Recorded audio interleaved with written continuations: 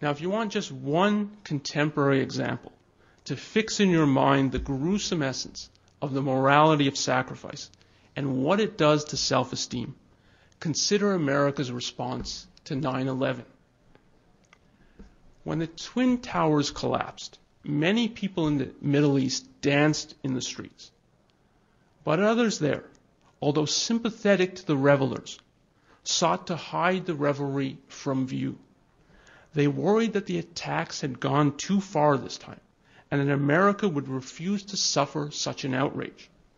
They worried that our self-esteem was not completely strangled, and that their gloating would revive it. They worried about our indignation and our wrath. And there were some signs of this on the part of the American people. There was some anger and some desire for revenge.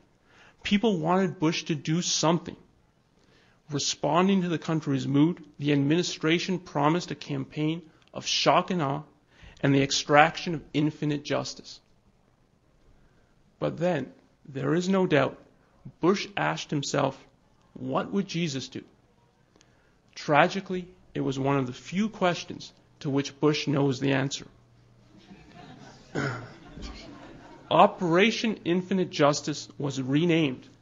Gone was the extraction of justice, replaced by the goal of bringing democracy to the Middle East, so that its inhabitants could elect whomever they wish, killers emphatically not excluded. A campaign of shock and awe did still materialize, but not in the way originally meant.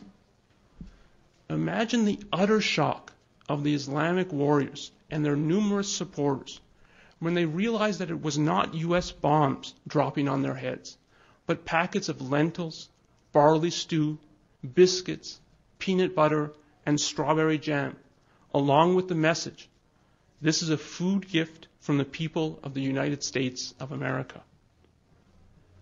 Imagine the awe they must have felt at their own power.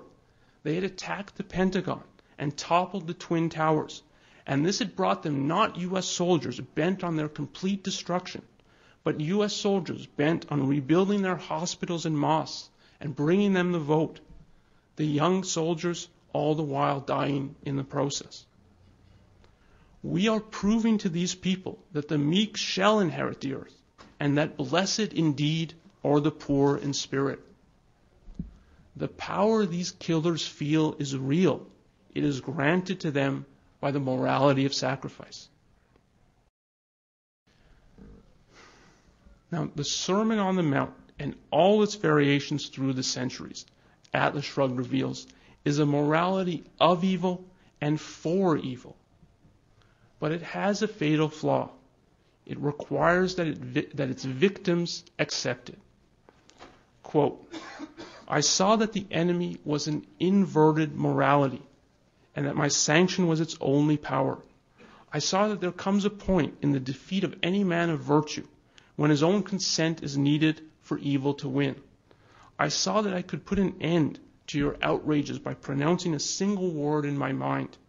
I pronounced it. That word was no."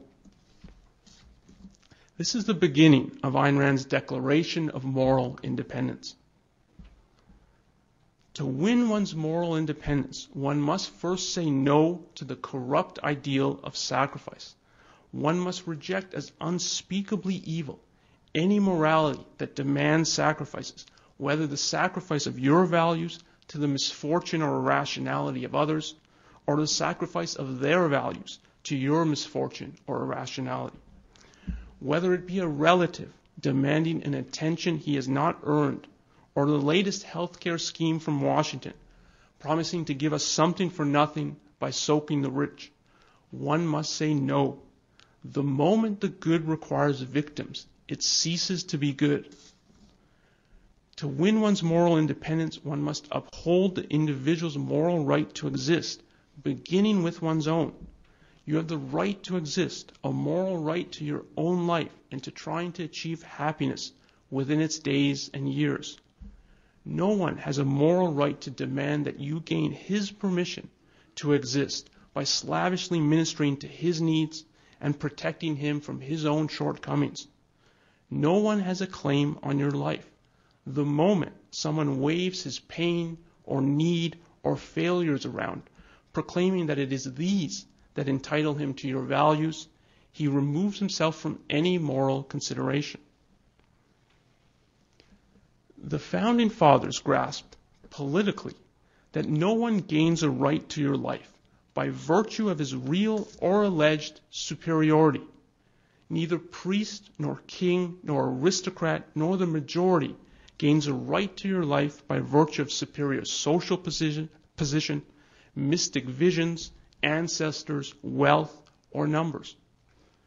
What must now be grasped morally is that no one gains a claim to your life by virtue of his real or alleged inferiority. No one gains a moral claim to your life by virtue of his inferior wealth, power, happiness, intelligence, ability, knowledge, or judgment. What this means is that your moral stature is not at the mercy of someone who has failed or perhaps could not even be bothered to provide for his own health care or retirement. So politically, the Declaration of Independence taught us to reject the notion of undeserved serfdom. Morally, Atlas Shrugged teaches us to reject the notion of unearned guilt.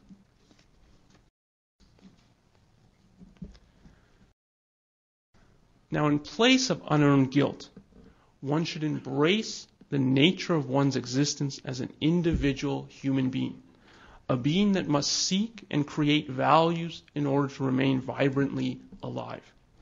This is the precondition of self-esteem, to seek in all things the best for oneself. To embrace life is to recognize that the whole act of valuing arises in the context of one's own life and the need to make it go well. From a child choosing a toy, to a teenager choosing a friend, to an adult choosing a career or a lover or a form of government, the need to do so arises from the same question: what will advance my life? The precondition of self-esteem is to refuse, as the Founding Fathers refused, to settle for anything less than the ideal in one's life. And to this quest for the ideal, morality, properly conceived, is an indispensable aid. Its task is to teach you fully what to value and how to value. Its task is to teach you how to achieve life and happiness.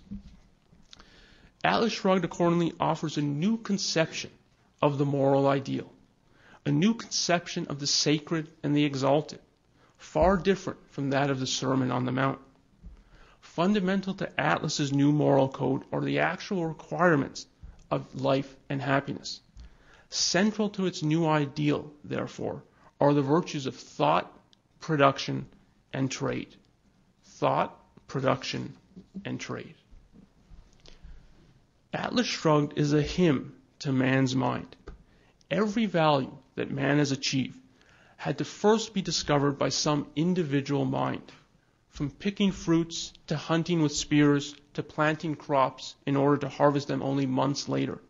From the invention of theater as a source of enjoyment and emotional fuel, to the discovery of perspective in painting, to the creation of music, and then of more and more complex harmonies and forms of composition. From the identification of the laws of motion to the formulation of the laws of logic. From the discovery of germs and antibiotics to the invention of the transistor and the computer. For each of these steps, some mind had to figure it out. This is the source of human life and happiness. To worship life, therefore, means to worship man's intelligence. And if it is one's own life that one seeks, then the development of one's intelligence becomes the most fundamental of goals. To learn to think, to make connections, and to see farther than one has so far seen. To learn to think carefully, systematically, logically, objectively. To learn to see the full implications of one's ideas. All this becomes the most important of tasks. The scope of one's knowledge and the power of one's thinking will dictate the success or failure of all one's value pursuits, from earning a university degree to succeeding as a doctor or computer programmer or CEO, to raising kids who are competent, well-behaved, and independent.